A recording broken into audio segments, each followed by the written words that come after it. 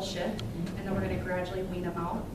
And it's just like amazing. This guy would have been in a sheltered workshop doing piecework, solitude, and now he's working with people that don't have disabilities. He's getting paid minimum wage to do a job that needs to get done. And so it's really cool to see that kind of stuff happening with this new legislation. So that's an idea of customized employment. We customize, we carve out a job for them. Information referral services, that's probably one of your main jobs as a counselor, is referral, referral, referral. No information, you know, people are gonna come to you on, I'm gonna be homeless, you know, they're gonna be in a manic and they're gonna say, I need your help right now. And you're not gonna be able to sit there on your computer and go through HRA and Section 8 housing and all that stuff. You're gonna have to refer out and be competent.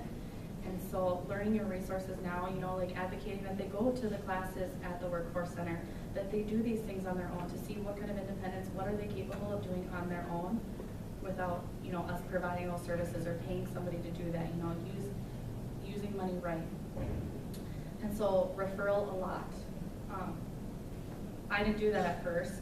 I wanted to, everybody that had a problem or a situation, I was like, oh yeah, you know, a guy got a TDI in a car accident, he hasn't paid his taxes in 2 years and default in student loans and wants to move on it on his own. And I was like, so what should I work on? And I wrote all these things down, and my manager was like, no, you will get so bogged down with this one person, the 30 other people that you still have to keystone about, do all these other things for. You need to refer. You need to either pay somebody to do this with him, or you need to have him, give him responsibilities. He can, if he wants a job and wants to live on his own, he can research on how to do this, some of this stuff.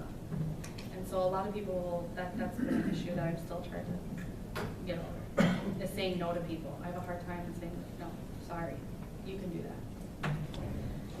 Because I feel like they already have the guts coming into your office. You know, some people are shaking the whole time in their office because it took everything in them to be in a public building around all these people, anxiety, leaving their house, people judging them, and they're just, and I think it's so incredible that they're sitting there and able to ask for help as it is, you know. So then, so as a counselor, when you meet somebody and you make an employment plan with them, and the employment says all the service that you're going to provide, and they're agreeing to what they're going to do on their behalf. And part of this is we hire a placement person, and it's usually like Goodwill, Glucosa, Production Alternatives, EEI, Quality Enterprises, State of Minnesota, and they're called our CRPs. And we pay them, it's called a PBA, and it comes in 3 triggers. And the first thing that we pay for is job search assistance. So we pay somebody $1,000 to help this person job search, and then they get the second trigger and they get more money. And all this is, the money amount changes every year as the contracts change and the amount of job coaching, because the state right now is getting a lot of, they're hearing with all the addiction and mental health stuff going on, that the consumers nowadays are needing a lot more job coaching than ever before. And so in these contracts, it was like, here's 30 hours of job coaching within this $1,000. Use it wisely. And then the consumers weren't getting served effectively, you know. So they job search with them, and then they place them in the job, and then we do follow-up services. Are you happy? Is your boss happy? Are things going good? And after 90 days, if they're on the job good, ERS can close their case after 90 days. After stability, and you're gonna have, and a huge thing is that the vendors who we're paying this contract with are gonna say, well, they were stable right at day one, the day they were hired. No. As with a master's degree, you make the judgment call on when you feel that person is stable. And so that can be 2 months in after they've been hired, because it's minimal job coaching, it's minimal supervision, they're not having panic attacks, you know.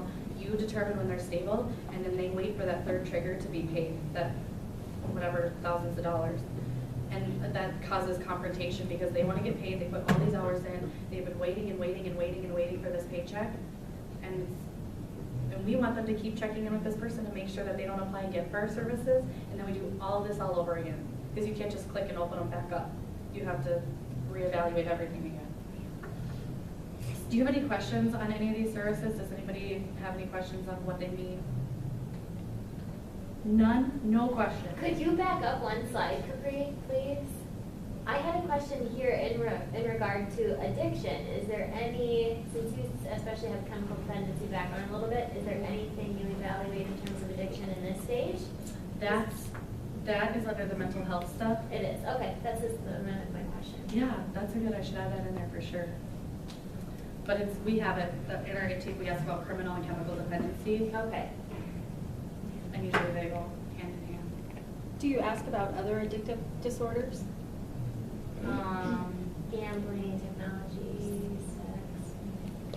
No, I mean, no, I guess I've never. I was but just if they don't interested just- because when Pete did his statewide thesis survey, Yeah. there was like 7 other addictive diagnoses that were found other than chemical. And so I just wondered how those were identified, if maybe they were just identified through medical documents or. Yeah, it always comes off medical, everything. Everything is got medical. You guys, medical is like a birthday present. It's like a surprise. You have no idea. It's so fascinating. And I don't really like to read, but I get medical reports or neuropsych exams. They're so juicy because you don't have to wonder about the person. It's right there, it tells you.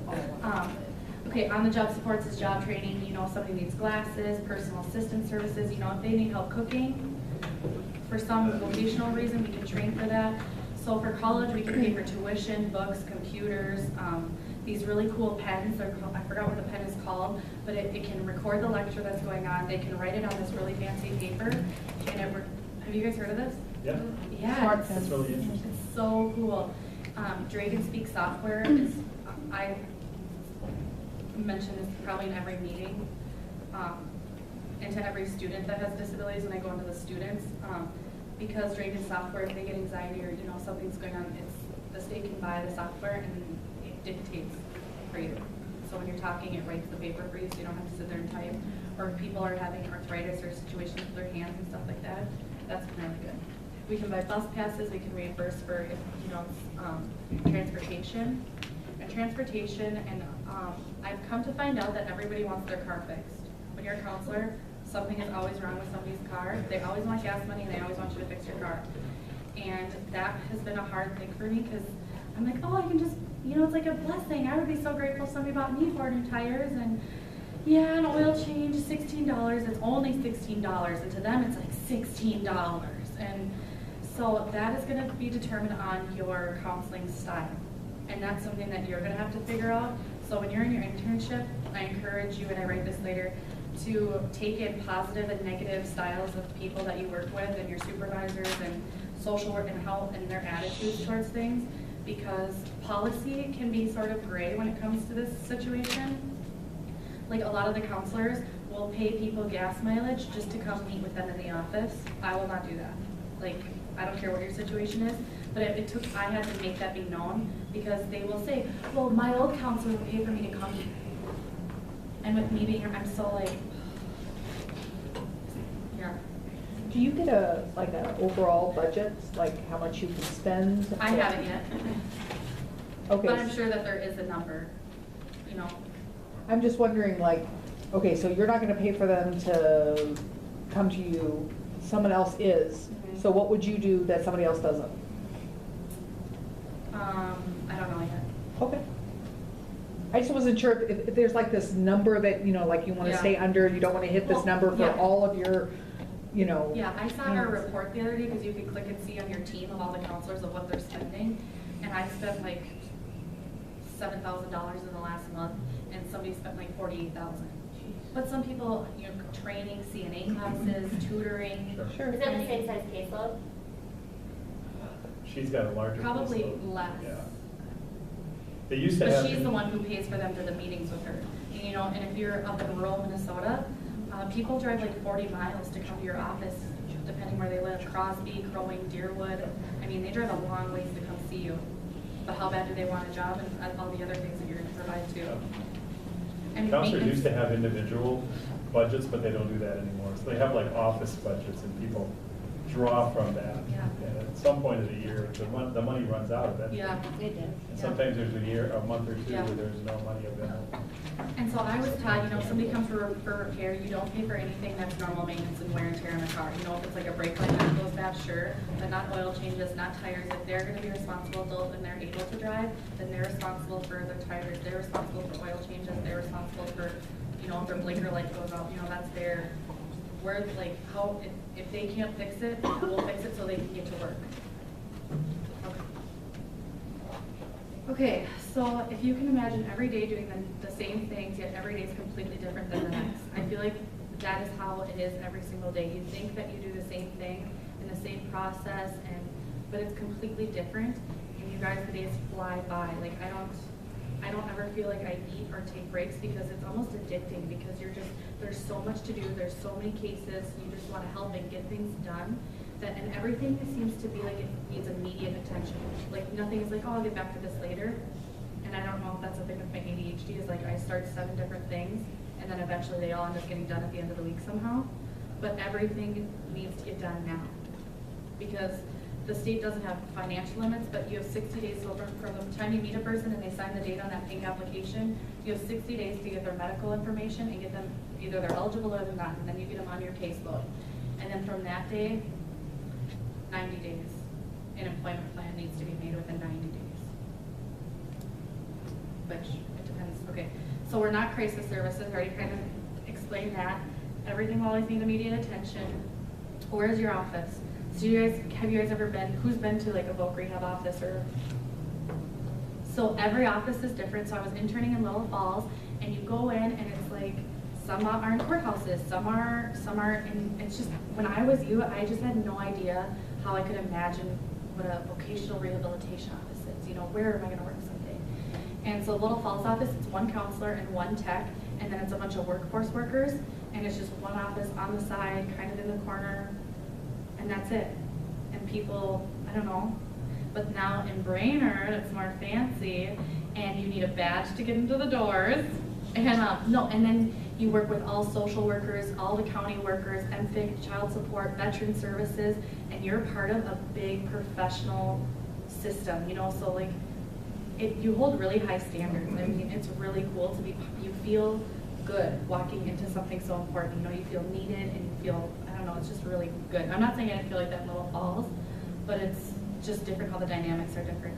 When I was interning in Little Falls, it felt like Morrison County. So 1 counselor serves the entire county of Morrison. Every single person that has a disability that applies for our services. So her caseload is 111 people right now. And per policy and per this discussion, we need, I think, still being a student, I think we need to advocate for more jobs because how effective are her services if she can't take another hour to get to know that person better, so her assessment of needs is better, so we're not spending as much money. Like, it kind of seems like this part of the public, and we can spend thousands of dollars to help people go to school, but we can't spend another $40,000 to have another counselor in the office, and so those are the things that in my future, like I have goals on my screen on my desktop of things that I think are really important that I want to change. More jobs for all of us. And come to find out, a lot of the people that work for voc rehab have disabilities. So cool. A lot of people that I run into all over have been a consumer at one point or another, or knew somebody who's, so that was cool. So I was wondering, what's your guys' stance on drug use? If you have a consumer come in and say that they smoke weed, what would you say to them? 5 people have to answer this. Who's gonna go first? Yeah. I mean, most jobs drug test, and that's gonna show up on a drug test, so they have to stop, depending on the job they want. Right? Great answer. Who's next? I think What that's would a you huge say? issue. What? That's a huge issue. I mean, if you have a drug testing, if you're going into a facility that does drug testing, it's just a no-brainer. I mean, you're not gonna pass it. They will though. They will. They'll pass. And they promise. They will tell you they'll pass. They don't know. We don't have to know how or why, but they won't make you look bad and they will pass. Just so you know. There are a lot of ways that people get by. What else would you guys say? Being Well, in the I'll take field. the chicken way out, and that is what is the company's policy regarding, what are your services requirements regarding that? Because they'd have to start at that point. And I think that's important. That's a counselor thing, you know, like if we can get around it. Mhm. Construction, dishwashing, I mean, a lot of those. Well, no, I didn't necessarily mean that, I guess. I meant, what is the VR, vocational rehab Oh. services approach towards that? Do they have a stance on that? Counselor judgment, It is, okay. Okay. as far as I've been taught. There used to be a state policy. Many states had a policy Yeah. that the person had to be clean and sober in order to be found eligible for services. And that policy has changed recently in Minnesota. And that has a lot to do with the IPS program. A lot of people who are in the IPS program are people with dual diagnosis, and many of them are still actively using. So, but research, I just want to say, but Yeah. research has found that even if someone is actively using, if you can find them competitive employment and they can become stable in employment, then it motivates them to stop the drug use. So, Yeah, and that's kind of what I was gonna say. So before I entered this program or started interning anything with the LADC, and in that internship and in that world, it was always your focus on sobriety. How are we gonna keep you sober? What's your plan? Where are your supports? What's your job? Is your job a sober environment? Are there people working at your job sober? How many meetings are you going to? You know, is your mental health, are you going to your therapy appointments? Everything revolved around sobriety, which is great. And now in rehab, it's what are the things that are keeping you from getting a job? Because research does show that if you are happy working, making money, supporting yourself some way or another, other things kind of trickle into place. I'm not saying there's not functional alcoholics and drug addicts that, tear it up and live that kind of lifestyle and still go to work, because they do. But perfect example is when I first started, and this is how I learned it, because I learned by seeing and doing and witnessing, is this young gentleman was PCing for his mom, and he just, just smokes weed all the time, every day. And my counselor said, you can't come to these meetings high, and when you meet with your placement team, you cannot be high, and you cannot go to work high. If you can agree to that, I will work with you. Because when she left, she goes, do I want him sitting at home, sucking out the system, using all these other services, and sitting at home and getting stoned all the time and with whoever doing whatever? Or do I want him trying to actively seeking to better his life? If that's what he does to cope with his anxiety or his chronic pain, then I kind of started leaning more that way. But before I was like, nope, you need to be clean and sober if you're serious about making, job search a priority. If you're serious about being sober, then I know you want a job. Or now I'm like, if there's a glimpse of them saying that, I will commit to being sober for this. And then you kind of just have to work as it goes. If they go to the placement meeting high, then you address it. I mean, you don't have to serve them. If they're not going to follow through with the employment plan, if you put it on their plan, they are signing something saying, you will get these services if you do this. And some drug addicts, it'll take them 10 times. Some, it might be, what if it works? But then placement, then you have other people on your team who will not. If they know they are doing drugs and their reputation of being a placement person, and they've made all these relationships with these employers in the community, and if they get burned and their name goes bad and they have 20 other people to find to try a job, and this guy gave a dirty UA. So it's all, I think that's why a policy might, because of inner conflict with the team. So I just wanted, that was been a huge thing, and I know it was talked about in my classes, but I just want to talk about you guys again too. So professionalism has been really huge, and I've learned from doing. I've learned, I think as soon as I started the program, being a GA and professional development, emailing professors, fundraising with community members, dealing with other students, the interview things, I think I've gradually built up more of a professionalism, definitely when I first started, but it's constant. And so I just want to encourage you guys on these things. I thought these were the things that hit most to me. So when you're working as part of a team, make sure to do your part. If you said you would get something done, then don't do it last minute or, I'll do it next time. Just do it, because that builds credibility and integrity. And so asking questions is great, but don't make extra work for other professionals who have just as many, if not more, cases than you do. You want to build a helping relationship and not burn it right from the start. And that's, so when you start, you're not going to know anything about anybody. You're going to pick up these cases, and you're going to find out, oh, the social workers worked with them.